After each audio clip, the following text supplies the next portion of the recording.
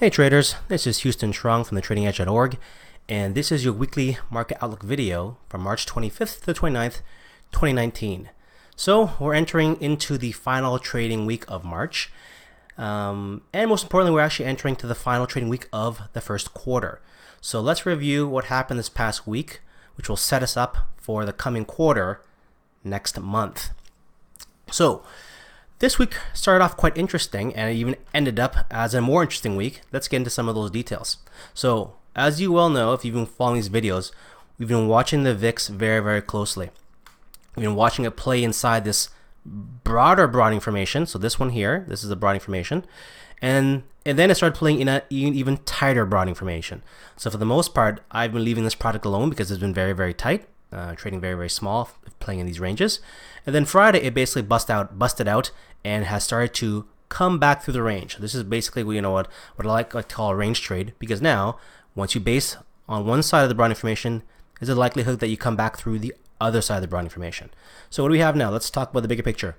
VIX green the month, green the week, or end of the week green, was green on the day on Friday, had a huge day, up 11%, and the 2-day chart looks quite similar.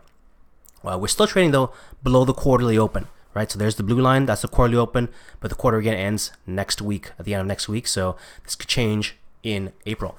So we're coming back through the range again, and if you look on the weekly chart, this is what it looks like, right? So you had outside bar that resolved to the downside, and then they came back through the range, right? So this is what it looks like on the 4-hour chart, coming back through the range. Now this pivot high is now in play. If it can break above this high here, 3261, you have this pivot in play, 34.59, which puts you right there, right? So that's the pivot. You can come back through again if the buyers can keep pushing it. So depending where we open on Monday, we want to see it. If you're a buyer, you want to see the full time frame alignment again set up for it to push back through the range. So it's a pretty compelling trade, because at this point here, you have a few things that could be attractors or magnets. That pivot, of course, and then you have that gap right there, 33.20 right there. That could easily be a gap that gets filled. Okay, so the VIX there looking quite strong to close the week, and look at the volume on the VIX. If you zoom back here, the VIX beats a new product, so you don't have a lot of history, but that's a lot of volume. So I'll bring up a product that has more history, TVIX as an example. Look where the volume that came in on Friday. You have to go back a long time before you get levels that high. So this is October. So we had actually, higher levels of volume this past week than we had, that huge sell-off back in October. So is this the start of something big? Potentially, right? We have to keep our eye out, especially with the new quarter coming, because look how VIX acted in the past. Once you get that big spike in volume, then it tends to be a bit of a leading indicator saying something could happen here. You need to pay attention. Not saying it will happen, but the situation is beginning to line itself up now where you have time from alignment supporting bigger moves.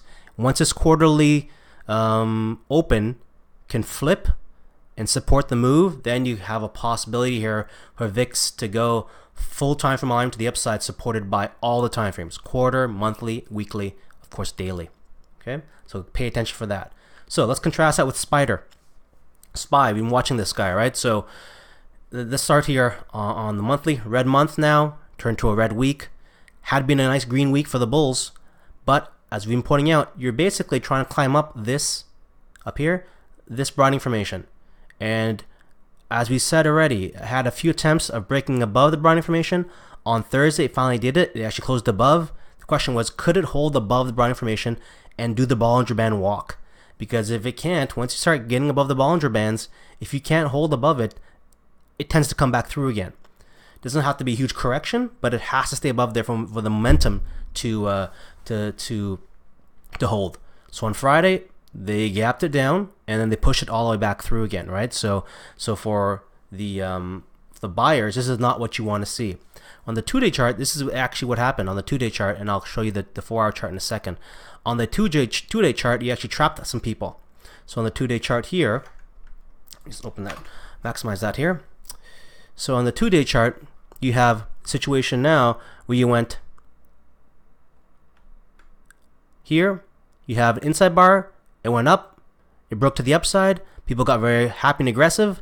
Anyone who bought up here got trapped on Thursday evening, right, or Thursday afternoon, whenever they put their longs on, because they chased price, they gapped down in the morning, and then anyone who bought up here got trapped. And so this was a pain day today for anyone who was long on Thursday, because now the question is, where do you cover? So had you bought the SPYs up here thinking it was a breakout, finally broke above that 280 area, 280 to 180 area, whatever we were watching there, now the issue is that you can come back through the range again, right? And that's something you want to be watching out for, because on the 4-hour chart, this is the trade that I actually took, and maybe I'll record a separate video to go over the mechanics of and the tactics of that trade.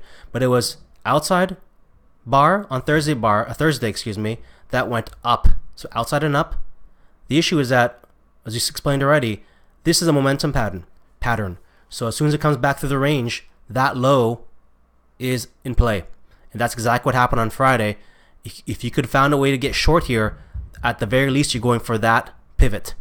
And it kept on going, because once it broke below there, the week turned red, and then they ended up turning the month red, which was quite unexpected. So that definitely shocked the bull camp. Okay, let's look at the Qs, because the Qs have actually been the strongest of all the indices, and it is actually the second worst performer on Friday. So Qs, the good thing though, it's for buyers, still green on the month. Even though it was a rough week, it still ended the week green. The problem though is that's put in a shooting star. So if you're a buyer now, or you're a bull, you do not want to see this low get violated. So that low there of 177.59, that's kind of your line in the sand, because if this gold low gets taken out next week, right, then the sellers can really get aggressive and begin to push back through the range again. So on the Qs chart here, on the daily, there's that pattern, right? Outside and up. It breaks back through the range, they're going to come back through and take out that low there. So that's the pivot they're going after right now. 178.24, that's the first pivot to go after, and then they're going to try to break this week's low if the sellers can get aggressive and push it down there. Okay, let's take a look at the Dow now. So the Dow has all that Boeing news, and Nike had a bad earnings report. So not a lot of great things going on for the Dow on Friday, and this is what happened. So on the 4-hour chart, outside and up, then it went down. So that's the same pattern. I shorted this as well. So the pivot was there, right? You knew they were going to go after these lows, and that was the pivot to go after. Because the Dow, unlike the Qs, was actually in full time frame alignment to the downside. So you can see here, there's your monthly open. It's been red pretty much all month. There's your weekly open. It gapped below the open, right? So as soon as it opened, it was actually full time frame alignment to the downside as pertains to the monthly and weekly opens. And then it was just, a sell bias the whole day. Okay. So on the monthly chart now, this is the risk, right? So now you have a red week there, right? So now if the sellers can keep going, they're going to go after that pivot low. The issue here now is you have an inside month right now for the Dow. So if they can keep this month inside the previous month's range, then I would consider that a victory for the bulls. Because this, if they can hold it for the next week and they can break the highs, next month, then this keeps the narrative intact to go back to all-time highs. But if we can violate this month's, February's lows here at 249.13, then that really breaks the narrative, the all-time high narrative, because then you have an inside bar reversal, right? We have an inside bar here that broke to the upside, but if they break that low, then that becomes a reversal and comes back down to the range again and puts these pivots back in play. So this last index, the Russell, is the one that looks the worst and actually has the best chances of doing that inside bar reversal pattern that I just talked about. So look here again, right? On the monthly, when it went in January, inside bar, that resolved to the upside. Any bears here or sellers who got involved, who went short here, had to cover or it went underwater here. And now it's gone inside bar. But if they can't maintain this as an inside bar, and if they can't break to the upside, and this low gets taken out, there's your inside bar reversal on the Russell back to the downside. That level there, 148.39, watch that. You're not far away now. You're not far away at all. So if this breaks down, that could change the picture for the rest of the indices, because it's quite uncommon to have a divergence between the indices, because then that makes things cloudier. as it changes the narrative. So watch for that level, because that gets taken out and these pivots are then in play. Because the week was ugly, because it started off as a really good week for the Russell, because it went inside bar and up. It could not hold above that level. We had said that in the videos throughout the week. You want to see it, if you're a buyer, a bull, that it holds above that inside bar high. It could not do it. It tried to break out. Sellers came in right away, and they ended up turning it not only to an inside bar failure, but it turned to an outside bar to the downside. So the question is, with any outside bar, what's the next bar look like? Because that becomes more of a momentum candle now, because outside bars show you that buyers and sellers are getting more aggressive. And so now, how does that regression or aggression get resolved? With further selling? Does it become buying because the other side is able to push it back up again? Or do you get stuck somewhere in the middle? That's what we need to watch out for. All right. So if you take a look here on the 4-hour chart, this is the short-term pattern that we had highlighted on Thursday's video. So on Thursday, it looked like things were all gravy, and that the possibility to make some fresh highs were in play, because expectation was that. But this is what we highlighted, that we needed to see how this pattern there resolved itself on Friday, and that would create our bias. Because here, the 4-hour chart, outside-inside pattern, right on the weekly open. All right, so however that breaks, that was going to be the bias for the day. Because had you broken to the upside, you could have then challenged the inside week highs, and then possibly get up to the monthly open. But it did not do that, obviously. We gapped down to the downside, turned this thing into full time frame alignment on the monthly and weekly red, and that went back down again. It took out all these pivots. So anyone who had gotten long in this sequence here, right, they're all underwater or they had to cover. So now that pivot there is the one they're going after. Okay, so let's talk about the bonds. As the bonds are, although less sexy, have been quite the tell. We've been highlighting how the strength of bonds the past couple weeks, and saying the bonds look like they're going up. They look like they're going up. Look like they've been going up, and that's what we saw this week. We had the best week in bonds for some time. Bonds are up 2.5%. You have to go back quite a ways to see that. Last time we had that was back in December. Okay, so what do we have here? The bonds are now turned in an inside-outside pattern, green on the monthly, big outside bar on the weekly. This all started from this inside bar break 2 weeks prior, right? So last week, nothing happened, but we said if it can stay above this week's high, 121.69, that red area there, your bias is up, has to be up. And certainly, we had a big day on Wednesday and a huge day on Friday, right? So boom, boom. The hard part with trading bonds, as I mentioned in the previous video, is that the moves happen in gaps. So you have to get in before the move. Otherwise, you're going to miss the move. So, for instance, here, we have all these nice little inside bar setups, but if you don't get involved in them prior to the close, they're going to gap against you, because the bonds, these ETFs, they don't trade like the Treasury futures contracts, which trade, are very liquid and trade, close to 24 hours a day. We can get in and out at any time. These bond ETFs obviously trade as equities do, and so some of the moves happen before these markets open, which causes the gaps. So let's move on to the next one. Oil, the next one to watch out for. So bonds, again, the trend is up, right? The trend is up, and in fact, we're going after the pivots here now. That's the pivot that we're now going after. Okay, 128.59. So we talked about oil now. Let's go to oil.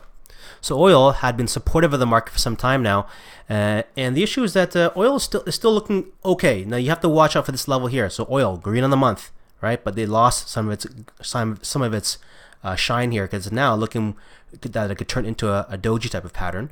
But this is the low you need to watch out for, the weekly low. If the buyers can break below this weekly low, 66.18, then that begins to put the selling pressure on, as the sellers can take over that and look to go after the previous pivots. So on the daily chart, you're still quite supportive, right? Above the weekly, well, close to the weekly open, close to the monthly open, way above the quarterly open. The issue here is that we had that reversal that was, kind of got put in way back on here, the 21st. So here is the inside bar, an up pattern, got reversed though, right? Because got met by an outside bar, fall by another outside bar, meaning we had two aggressive bars here where there was a big there was a battle, right? So that was a battleground, and the sellers won that battle, and they trapped any of these guys who didn't want to cover. And so those guys here got underwater, and then they went after all their pivots. So, we have a situation now where you were going right into highs, right, hitting those Bollinger Bands. We talked about it already throughout the video. So once you get to the top of those Bollinger Bands and you start doing that little Bollinger Band walk, you just have to keep going, because otherwise, if you break down, you can possibly go out. You're going to retrace, or at best you're going to consolidate. And that's what we're kind of seeing now with the oil pattern here. So this pivot here now is certainly in play. That's a very easy pivot to go after at this point here, and that's probably one that's going to be in play next. So let's talk about gold. Gold has been shiny. So gold looking like something could pop off here. Green the month, green on the week, right? And now look what we end up with on the daily and 2-day chart. So on the daily chart, outside, inside, inside. On the 2-day chart, outside, inside. So how do you resolve this pattern? To the upside or to the downside? So this is what we want to watch out for this coming Monday. How does gold resolve itself on this short-term basis? Because on the 4-hour chart, look how tight it's getting here. This is a very tight formation. This 4-hour chart is that there. And so here we want to see how it breaks out of this. Looks kind of like a flag, but it's basically an outside, inside, inside pattern. And so now if it breaks above that, you're going to go after that pivot, and then it could possibly go higher. So if you don't want to trade GLD because it's not that volatile of a product, then you can look for something with a little bit more leverage, like Nugget, which is really only for short-term trades, but could be quite good for, let's say, intraday trades or very, very short-term holds. Nugget setting up in the same way as GLD, right? So daily gold miners, 3 times leverage. Green month, green week, green quarter, right? So look at this. It had come down, touched the month quarterly open, popped up again right here. And now we have a situation where on an intraday setup, on the 4-hour, you have a outside inside. So on Monday, how does this resolve? To the upside or downside? And you can play that and let that break be your bias. Okay. Let's talk about Asia for a second. EM. This is a chart that I brought up on Thursday, saying that if the buyers were going to step in control, that this chart would be one of the leaders. But it broke down. Broke down on Friday, and it doesn't look like that nice of a chart anymore. As we said on the blog post on Friday, all the best looking charts, or excuse me, all the worst looking charts in the beginning look like nice looking charts, right? And this is the issue now, that EM is now looking like an ugly chart. It had looked like it had potential here as was going into highs, but now as you can see it play out, it's looking like it's going to break down. So how do you see that? Well, look, on the month, it's a red outside bar, right? So this is an outside bar, and so how you can actually visualize it is this. So there are your highs, right? That outside bar is this. Okay, so now if it breaks down further, that pivot is the area that is going to be in play. So weekly went red. If it breaks below the low of last week, again, you're going to go after that pivot there, right? So it's going to go after that pivot. Now, this is the setup we were watching for on Thursday. I said, pay attention to how it breaks. Outside, inside, right? So once you understand the importance of these outside bars and inside bars, they can frame the context around every trading situation. So it resolved to the downside. Now you know which pivot they're going to go after. Okay. So that's something that you need to watch out for now, because now the Asian markets are no longer supportive. They've turned red, right? And if the quarter ends and this thing turns to a red quarter, then these pivots are going to be back in play again, and then you're not going to have Asia supportive of any kind of broader equities or global story. Excuse me. One ETF to watch that has really broken down, that was brought to my attention by Eric, who's in our chat room. Thanks, Eric, for always highlighting this one, is KRE, so a regional bank ETF. And this thing has broken down and has stayed down, and this is doing an inside bar reversal. So look at the monthly chart. So this is part of these are the regional banks and tend to trade in the Russell index.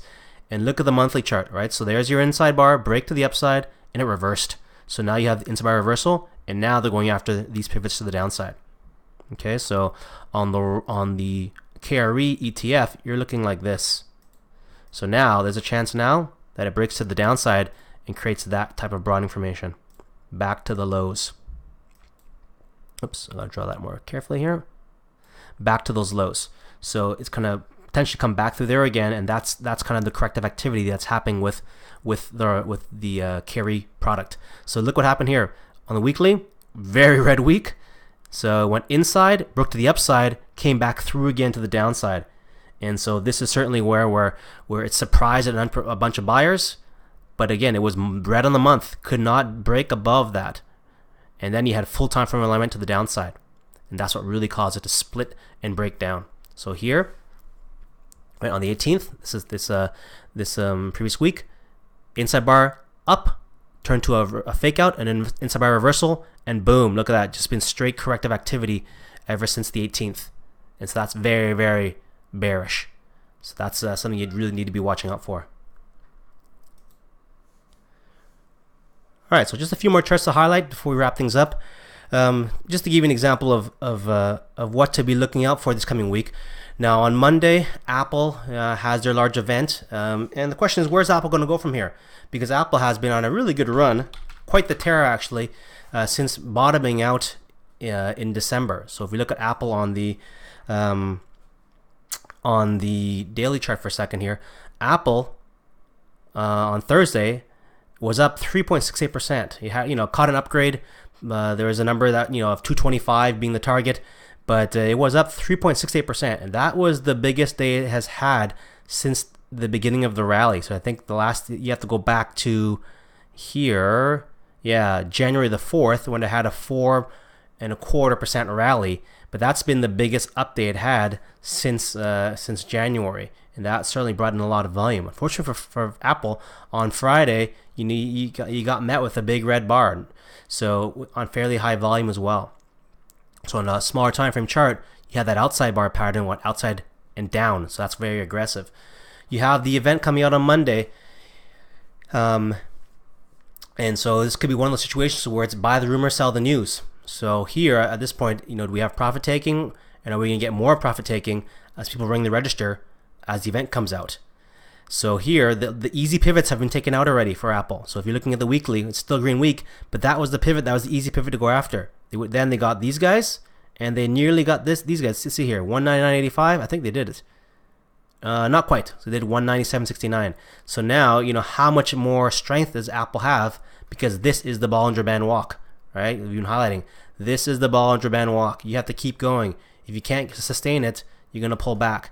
So can the market continue to make highs if Apple isn't participating? That's something you need to watch out for. Okay. So Thursday, another huge winner was Micron, and Micron had that huge day on Thursday where it was up, close to 10%, and it was really based on the fact that it's actually, let's take a look for Micron. It was inside week and up, so it had a really good inside week. And if I'm not mistaken, no, we're still working on that one on Micron. So inside week and up. Had a fantastic week. So can Micron keep going? But once again, hit the top of that Bollinger Band. Did they sell it after earnings and bring it back to the range again? Okay. So on Monday we have the Apple event. Thursday we have GDP, which should be also an important event happening at 8:30. But to wrap things up, so we talked about Nugget already. That's inside quarter and up and out. And speaking of gold, let's just quickly bring up our Bitcoin chart. Not because there's anything going on, but just to give you an update on it. Bitcoin has gone nowhere, right? So since our last update, we last talked about it last week. So look, on the weekly chart at the bottom here, inside week doji. So it's a 17-point range, all right? So there's really nothing going on. So right now, all the news that's coming out around cryptos, close your ears until price can break out of this pattern. Like I said, I've been saying, wait for this pattern to break. You want to see these highs get taken out here because you're still trading inside of December's range. There's nothing going on here. So, don't let the news fool you or any kind of Twitter chatter. There's nothing going on in Bitcoin right now. Wait for that pattern to resolve. Ideally, it'll be a inside pattern, because then we can really load up on whichever way it breaks, because then we'll have a very high conviction with the possibility of things breaking out on either side. Okay, but one final thing to look at here is around, I'll give you another chart to look at. Tilray, interesting chart because it's a monthly chart. So Tilray here, inside bar, 2 consecutive ones, resolved to the downside this week, right? So now Tilray looking like it's quite ugly. So it went inside bar and down the monthly, inside bar down on the weekly, and there were some fantastic shorting opportunities here on Tilray on Friday.